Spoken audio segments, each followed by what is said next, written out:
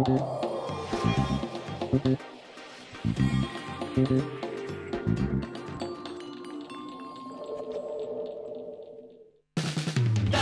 vida al sueño que hay en tu corazón. Realizarlo juntos siempre es lo mejor. Banco Credicop Cooperativo, la banca solidaria.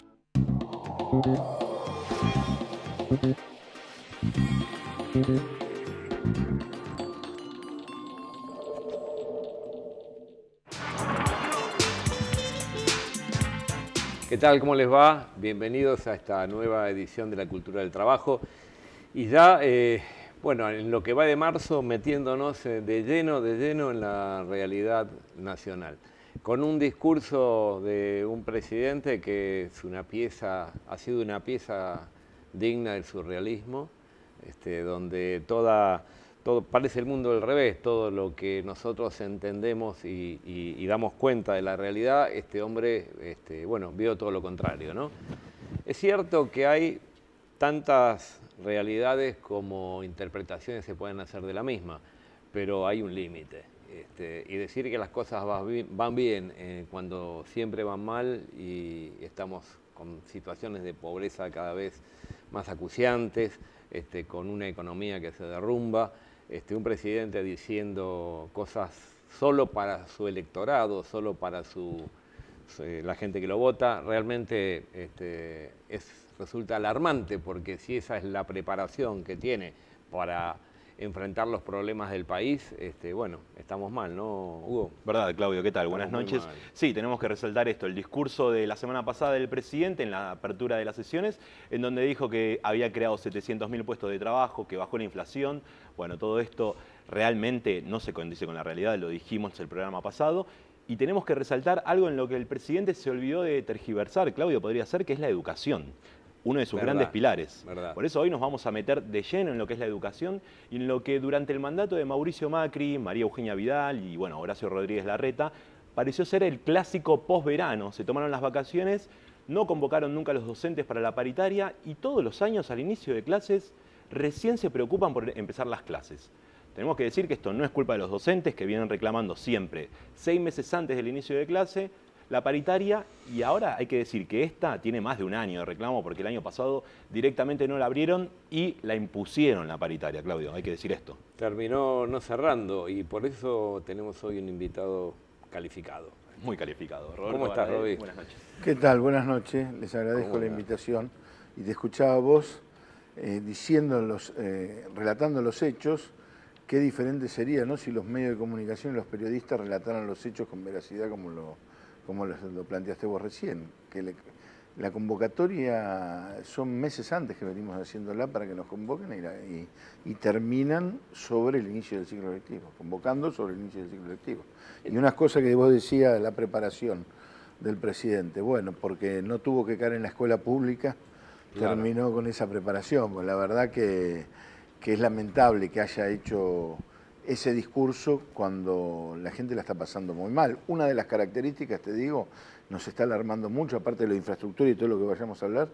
Vengo de una reunión donde me dicen varios compañeros de los distritos que chicos no empezaron las clases porque no tienen zapatillas o no tienen útiles, no pudieron comprarles útiles para ir a la escuela.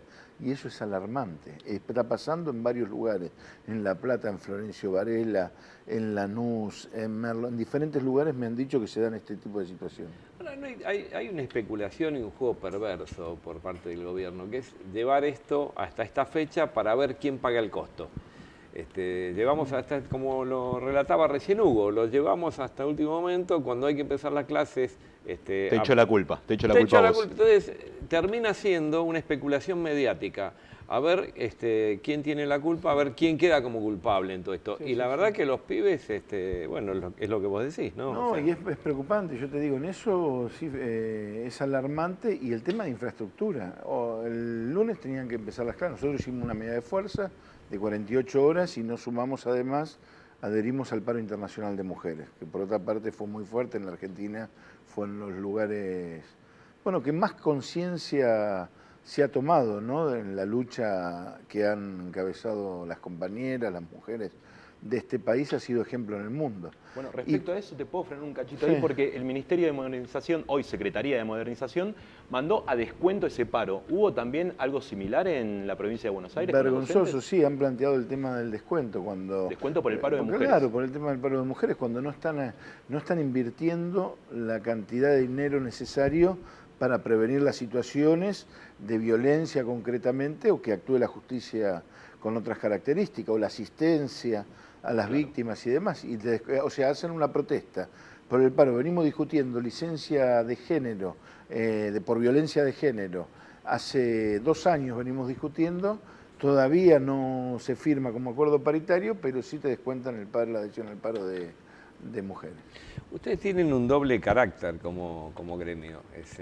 La reivindicación corporativa, por decirlo de alguna manera, como gremio docente, pero a su vez ustedes recogen todas las inquietudes y las situaciones de un tejido social amplísimo. Esto que vos decías, estamos viviendo situaciones sociales que no vivíamos en otro momento. Los pibes no pueden empezar las clases.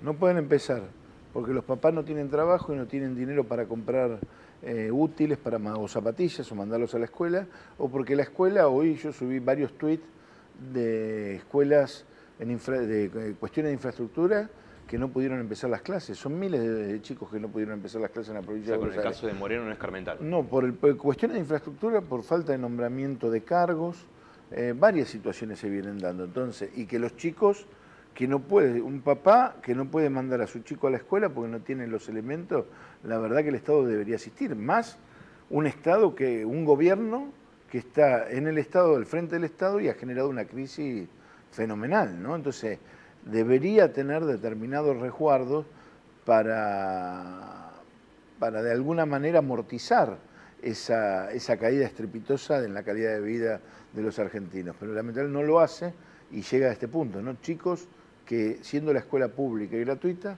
no pueden acceder a la escuela porque no tienen los elementos para poder ir. Claro, ni siquiera por ahí para viajar y esas cosas. Ni para viajar, ni para vestirse o tener un útil. Claro, sí, respecto a lo que decías vos, por eso le agregaba el dato de para viajar y voy a corregirme a lo que dije al principio. Entonces, el reclamo no es solamente por paritarias, sino también por las condiciones edilicias que tiene que garantizar el gobierno y después están por fuera las condiciones económicas del país también, que hoy están en rojo esos números.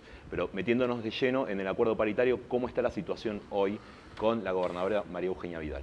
2 cosas muy rápido. La Nación no hay paritaria, eliminaron la paritaria nacional docente, eso significó que se amplió la brecha de desigualdad entre los salarios docentes de las provincias y hoy el resultado es 6 provincias llegaron a un acuerdo salarial, el resto no hay acuerdo salarial, o sea que tenemos 2/3 del país, 18 provincias que no 18 provincias, más de 2/3 del país que no tienen acuerdo paritario.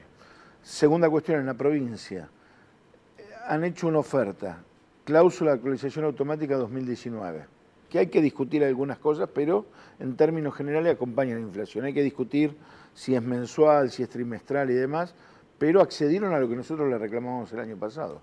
Lo que no están accediendo es a devolvernos la pérdida de poder adquisitivo del año pasado por no otorgar la cláusula gatillo. O sea que perdimos 15.6, 16 puntos de poder adquisitivo del año pasado. Por no aplicar la cláusula que en esta oportunidad sí aplican. Sí. Qué casualidad que de este año sí la dan y el año pasado no quisieron darla. Puede decir que tiene que ver con lo electoral. Pareciera, ¿no? Y la justicia el año pasado también la había Y la impuesto. justicia lo determinó, claro. La justicia determinó la cláusula de actualización automática. Ni siquiera cumple con un fallo de la justicia. Claro, pesa más lo electoral en este caso que un fallo de la justicia, Claudio. Claro, no te quepa duda que le dan mucho más, prestan mucho más atención a eso. A la opinión pública que a la justicia. Un juez que están tan devaluado, ¿no? Sí, depende. Depende, ¿no? El caso que venga aquí el fiscal o el juez, quien venga. Ahora, algunos están muy valuados, parece. Muy valuados. Por algunos. Claro, tenés razón. Es un desarrollo desigual y combinado. Sí, claro, exactamente. Ahora, ¿esto es parte de un plan sistemático, Roby? Yo creo que no hay gobierno, lo digo sin temor a equivocarme, separo las dictaduras militares, aunque yo digo, este gobierno tiene raíz en muchas de las actitudes en cuanto a la concepción que tuvo la dictadura militar. Pero por supuesto vivimos en un orden democrático y no hay que bastardear lo que es una dictadura con el orden democrático. Eso queda claro, queda separado. De los gobiernos democráticos, o sea, de los gobiernos en democracia, porque democrático deja mucho que desear, se está convirtiendo en un gobierno muy autoritario, de los gobiernos en democracia es el que más ha atacado a la educación pública. El que más ha atacado a la educación Sin pública. ninguna duda, a los docentes y a la educación pública. Dos frases, los que tuvieron que caer en la escuela pública. Presidente de la Nación, Mauricio Macri. ¿Es justo que el Estado invierta en universidades para los pobres que nunca van a ir a la universidad? María Eugenia Vidal. Bueno, y tenemos que hablar de las aulas container también, ¿no? En ese Sí, caso, bueno. en ese orden. Sí, lo que Todas se las llama el situaciones. carro delante del caballo, ¿no? Pero esas son las concepciones, así claramente son las concepciones que tienen de lo que es la educación pública. Es medio coco hueco, pero realmente la concepción es brutal. Es decir, ¿para qué vamos a invertir si nunca van a poder ir? Entonces no invirtamos, así nunca van. Sí, además que no tienen lo hacen, si uno diría es desprevenido dicen cosas que no son, o están mintiendo, pero además por ignorancia, porque las universidades del conurbano, según la universidad, entre el 70 y el 90% son primera generación de universitarios. Bueno, el otro este día, es el caso. Yo soy primera generación universitaria Bueno, en la Universidad de La Matanza, recibido de licenciado en comunicación, la primera generación de mi familia. mirá vos, ahí está. El otro día estuve con el intendente de San Antonio de Areco, Durañona. El 95% de los que ingresaron a la Universidad de San Antonio de Areco, que está en formación, pero ya está funcionando como universidad, son primera generación, 95%. Desmitificando, Claudio, podríamos decir. Sí, desmitificando exactamente y traduciendo. Esta es la verdad. Digamos, esto es lo que no se dice, esto es lo que los medios niegan. Y bueno, lamentablemente Robbie nos contaba que se tiene que estar yendo antes porque por suerte vas a tener alguna salida en otro medio, ¿no? Sí, porque estamos requeridos en función del conflicto concretamente y del debate que se está dando, que yo creo que dentro de la sociedad, y esto afortunadamente acompañó el reclamo docente y lo que estamos llevando adelante. Cada año el conflicto docente, el iniciar las clases es un clásico, valga la redundancia, pero cada año hay más simpatía y más solidaridad y más comprensión de lo que significa defender la educación pública. Y con dirigentes como Robbie, que pensemos nada más lo que hubiera sido si el gremio docente no hubiera salido a defender lo que tiene que defender. ¿En qué situación estaríamos hoy? Sí. La verdad te agradecemos mucho la presencia. Muchas gracias Robbie. a ustedes. Y Y nos un vemos placer la estar con próxima. ustedes. Buenas noches, Robbie. Buenas noches. Bueno, Claudio, tenemos que seguir hablando de los números que decíamos de Mauricio Macri en su discurso. Hoy el INDEC, el Instituto Nacional de Estadística y Censo, como viene haciendo desde hace 4 años prácticamente, publica datos que van en contra de la realidad del presidente. Tenemos que decir que la industria en total tiene una capacidad ociosa del 56%. ¿Qué quiere decir este número para traducirle un poco todo esto que decimos de ociosa, de capacidad? Que con la mitad de la industria que existe en nuestro país se podría atender la demanda que hay en nuestra economía interna. Ese es el número. Traducido así, Claudio, la más afectada es la industria automotriz y la otra más afectada es la industria textil. Entonces, estos números no condicen con la realidad de Mauricio Macri, al igual que otro número que es la pobreza, que Mauricio Macri pidió que se lo juzgue cuando él termine su mandato de acuerdo a qué hizo con la pobreza. Pero bueno, esos datos no los tengo yo, los tiene Mariana González, como siempre, los datos duros y bien explicados. Buenas noches, Mariana. ¿Qué tal? Buenas noches. Efectivamente, a un gobierno que pidió que se lo evalúe por la posibilidad de disminuir la pobreza, lo que hay que decir hasta ahora es que viene desaprobando claramente. Nosotros en Cifra hicimos una estimación de pobreza con datos al tercer trimestre de 2018, o sea que ya la verdad estamos 5 o 6 meses desfasados y sabemos que están empeorando. Y esa estimación muestra que en un año la pobreza pasó del 25 al 28,2% sobre la población, o sea, entre el tercer trimestre de 2017 y el mismo trimestre de 2018.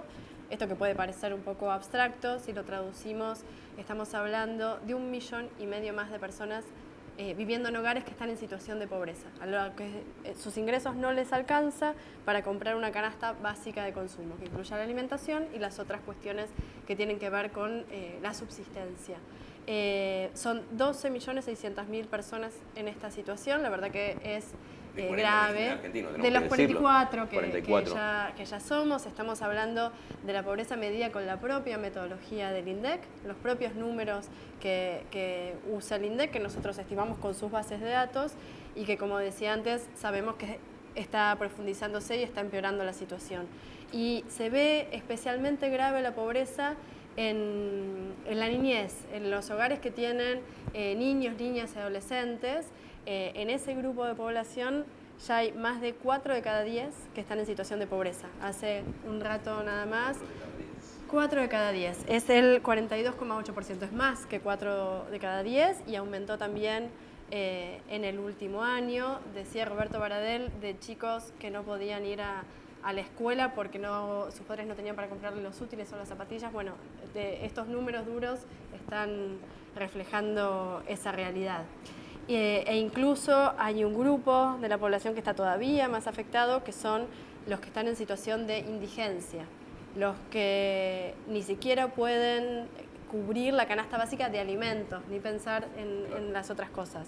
También aumentó la indigencia, pasó del 5,1 al 6% en este mismo periodo del último año, y eso significa 418.000 personas más que no pueden ni siquiera tener los ingresos para comer. Casi 500.000 de personas estamos hablando. En el incremento estamos hablando de casi 500.000 de personas, son 2.700.000 aproximadamente en el total. Y como decía, si uno mira lo que pasó al final del año pasado y lo que está pasando en enero, febrero, marzo de este año, con una canasta de consumo que tiene que ver con la que se calcula para la pobreza, que aumentó más del 55%. La verdad es que este panorama se está profundizando. A fines de marzo va a haber información nueva y seguramente va a mostrar un resultado dramático que es reflejo de la realidad que estamos viviendo. Si tuvieras que hacer un histórico, no lo hagas ahora, sí, porque obvio no vas a tener los datos. Ladrillo, Claudio, si le pedís eso ahora. Sí, no ahora. Pero ¿por qué no vemos para próximos programas algún histórico de qué otro momento en la historia argentina es comparable con esto, ¿no? Y eso nos lo debes y se lo debes al público. ¿Puede Seguro. ser? Bueno, buenísimo. Y estos son datos absolutamente duros, puros y duros de una realidad que es la de son sus datos, es el INDEC. Calculado con las bases del INDEC, lo calculamos nosotros tal cual lo calculan ellos, porque el INDEC solo publica 2 veces por año, entonces tarda mucho la información en aparecer. Bueno, pobreza cero sería pobreza, cero políticas de inversión, y también en lo que es materia laboral. Claudio, lo dijimos la semana pasada cuando estuvo Carlos Tomada aquí, y hoy nos detenemos en lo que es el salario mínimo. Salario mínimo que vos sabrás bien de qué se trata, cómo se maneja y las problemáticas que tiene hoy en día a raíz de estos crecimientos, de estos datos que nos explicaba Mariana. Salario mínimo, vos sabés que ninguna de las centrales sindicales acordó el salario mínimo, ¿no? Salario mínimo, asistimos todas las centrales sindicales al Consejo del Salario, pero no hubo acuerdo con ninguna de ellas porque no era absolutamente ridículo. Terminó siendo fijado, en última instancia va a quedar en 12.500. No sé si ya es 12.500, pero estaba en eso, ¿no? Está 12.500. Claro, lo adelanto del gobierno, era para junio, creo. Sí, o sea, pero ninguna de las centrales sindicales firmó un acuerdo de este salario mínimo, sino que estábamos hablando de más del doble, como en ese momento eran 19.500, habíamos fijado como canasta mínima. Era la canasta de pobreza de ese momento. Canasta de pobreza de ese momento. Tenemos un invitado que ya está con nosotros, que ¿cómo te va?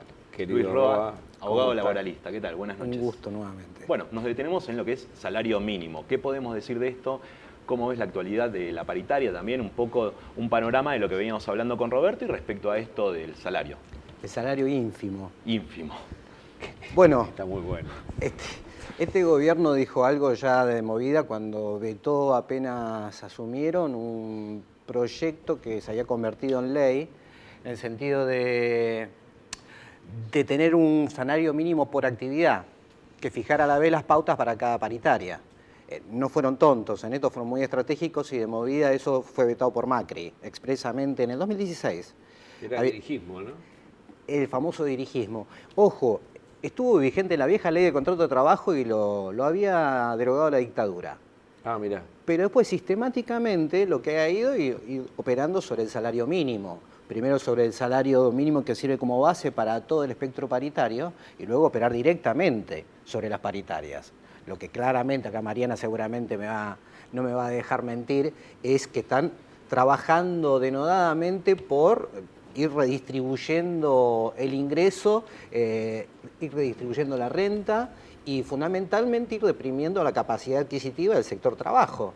Ahí los diarios hoy están diciendo que el salario medido en dólares se está derrumbando. Pasamos del primer lugar hace no tanto tiempo al sexto lugar actualmente en Sudamérica, en la región.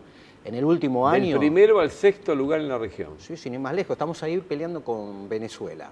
Mirá. En el último año, porque Venezuela tuvo una retracción del 40% y nosotros tenemos una retracción del 37%. Palo y palo vamos, ¿eh? Yo creo que va a haber muchos televidentes que no te lo van a creer, ¿eh? Estamos diciendo que estamos palo y palo con Venezuela. Es así, en lo que es el salario en dólares y la capacidad de compra de ese salario. Es muy sencillo.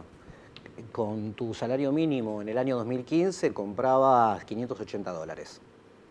Hoy no superás los 300. 296, 295, 297 es lo que me está dando, no mucho más que eso. Pero eso, bueno, dentro de las promesas de campaña, las reales promesas de campaña estaba esto de bajar el salario en dólares de los argentinos ganábamos mucho. Sí, lo dijo Jorge Triaca, que había que bajar los salarios en dólares para poder ser competitivos en la economía internacional. Bueno, ahí está. Bueno, pero ahora podés comprar disculpame, ahora podés comprar los dólares que quieras comprar. Nadie te pone ninguna restricción. Ponele, como dicen los pibes. Ponele. Bueno, viste, la única restricción es que no tenés con qué comprarlo, pero bueno, es un detalle. Pero obviamente esto sirve como base, ¿viste? Porque, a ver, ¿para qué sirve el salario mínimo? Si uno ve para qué sirve un salario mínimo, evidentemente se deprime, porque todo eso que dice el programa constitucional uno no lo puede hacer. Sí. Pero sirve claramente en la macroeconomía para poner un piso en la cancha, un piso de juego a partir de la cual las paritarias van negociándose. Y si obviamente ese piso es muy bajo, lo demás queda suelto. Y además una serie de dispositivos que han ido vaciando la negociación colectiva. Bueno, de hecho estuvo Robbie hace un ratito aquí diciéndonos las artimañas que tiene este gobierno para vaciar la paritaria nacional docente, la ley 26.075, la PND, pero lo están haciendo en todas las actividades. En todas las actividades. Doy un ejemplo. El año pasado largaron un decreto, el 633, que decía que no iban a homologar acuerdos de sumas no remunerativas, lo que puede ser muy loable, porque cualquier trabajador quiere que se convierta en remuneración todo incremento salarial. Pero en realidad tenía que ver lisa y llanamente con la única herramienta que tenían los trabajadores para poder negociar en la mesa de negociación un aumento. Porque primero lo obtenés como no remuneratorio. Haces una cabeza de playa y avanzás. Y después lo vas remunerativizando a lo largo del año. Podés cerrar una pequeña suma no remunerativa y vas teniendo escalones donde eso se va incorporando al salario. Es una herramienta para tener dinero fresco en el bolsillo. Inmediato vendría a ser. Sí. Ahí está la mentira, porque de hecho lo único que querían es que mediante paritaria no se obtengan incrementos salariales. Claro. Lo que quieren es seguir enfriando la economía. Y de hecho, a fin de año habían largado ese fatídico bono que no era ni bono ni nada, pero eran sumas no remunerativas. Claro. Ahora, de cualquier manera, esto que vos estás... hay estadísticas y observación sobre cómo están cerrando los acuerdos. ¿Podemos mantener esa visión de cómo están cerrando los acuerdos salariales en su conjunto por cada una de las actividades? Mira, hay muy poca información. La verdad que hay que hacer un trabajo de orfebrería. Se tienen algunos datos muy macros, cuantitativamente, no tanto cualitativamente. Lo que te puedo decir que el impacto de la negociación colectiva pasamos de 1.800 acuerdos 2014-2015 a 987 en el año 2017 y 1.070 el año pasado. Pero con un dato, mirá, en julio del año pasado, cuando ya se había dictado el decreto 633 de las sumas no remunerativas, en un mes se homologaron 700 acuerdos. 700. Sí. Con lo cual, claramente había compromisos, es un sistema de goteo, hay elegidos y reprobados en este esquema, donde no homologaron todo, pero homologaron una serie de acuerdos que tenían que ver con lo que estaba en cola de distribución. Pero lo que existe es una retracción bastante pronunciada de la negociación colectiva y enfocada en los tercer trimestres. Mirá. Sí, Hugo. Bueno, respecto a esto, Claudio, lo que quería agregar, digo, estos son datos cuantitativos de esas características que genera el gobierno para lo que es hoy el apriete laboral, aquello que dijo Prat Gay, negociar salario o trabajo, ¿no? Bueno, tenemos que hablar de los datos cualitativos. Carlos Tomada, la semana pasada mencionaba sobre estos factores que el gobierno impuso al sector empresario. Bueno, tenemos que nombrar una empresa, Norogi, que es una empresa importadora de productos y que también ensamblaba pequeños electrodomésticos, acaba de dejar en la calle a 70 de sus 110 trabajadores. Hoy quedan 30, me dicen, que entre 70 y 80 ya están cesanteados. Los trabajadores no están cobrando desde enero, Claudio, desde enero. Les dieron, a partir de Navidad, les dijeron, tómense todos los días hasta empezar el nuevo año, y no los convocaron nunca a trabajar. La empresa está totalmente paralizada. Algunos trabajadores de estos 30 que quedaron pudieron cobrar enero en negro. Les dieron un sobre, algunos, estamos diciendo los 30, solamente algunos pudieron cobrar un sobre. Vamos a tratar de ver si en el próximo programa podemos invitar a algunos compañeros que estén en esta condición y podemos ver cómo tener de primera mano los testigos directos y los que sufren, no los testigos, los que sufren esta condición. Y la verdad que te agradecemos mucho la visita y tendríamos que aprovechar un poquito más el trabajo que están haciendo, a ver si podemos dedicarle un poco más de tiempo y extendernos más en un programa, porque la verdad es que estos son los datos que te dan cuenta de la realidad y es con lo que tenemos que tratar de desmitificar estas mentiras y esta falsa realidad que se ve reflejada en el discurso del presidente de la Nación en la apertura del Congreso. Estos son los datos, los que tuvimos hoy acá, los de Luis Roa, los de Roby Baradel, los que presenta Mariana, y lo que tratamos de esclarecer humildemente acá los que estamos conduciendo este programa. Nos vemos en la próxima de la Cultura del Trabajo. Muchas gracias. La muerte de la ideología.